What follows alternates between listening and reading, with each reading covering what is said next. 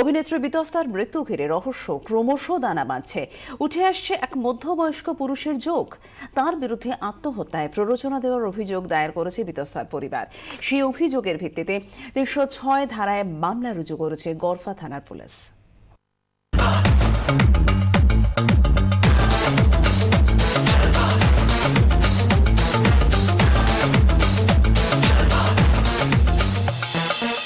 রূপলী পর্দায় আগমন, লাইফস্টাইলের পরিবর্তন, নিজের বাড়ি ছেড়ে অভিজাত আবাসনে একা ফ্ল্যাট ভাড়া করে থাকা, সাধারণ জামাকাপড় থেকে ব্র্যান্ডেড জামাকাপড়, নিত্য নতুন মোবাইল ফোন, বাস ট্রাম ছেড়ে ক্যাব অথবা বন্ধু বান্ধবের গাড়ি।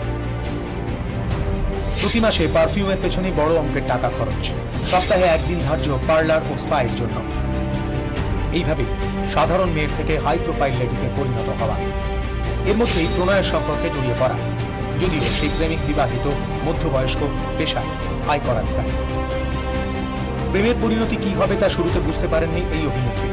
এমন মর্মান্তিক পরিণতি ফেসবুকে সম্প্রতি একের পর এক পোস্ট দেখেও তার ঘনিষ্ঠরা আঁচ করতে পারেনি।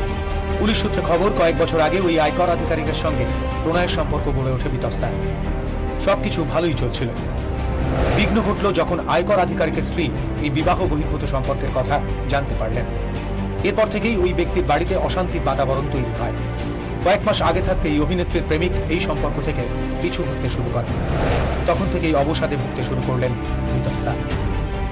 একদিকে সম্পর্কের চিড়, অন্যদিকে অর্থের যোগানে ঘাটতি, লাইফস্টাইল মেনটেন করতে হিমশিম তখন। পরিণতি, মঙ্গলবার ঝুলন্ত দেহ উদ্ধার করল বিতস্তার।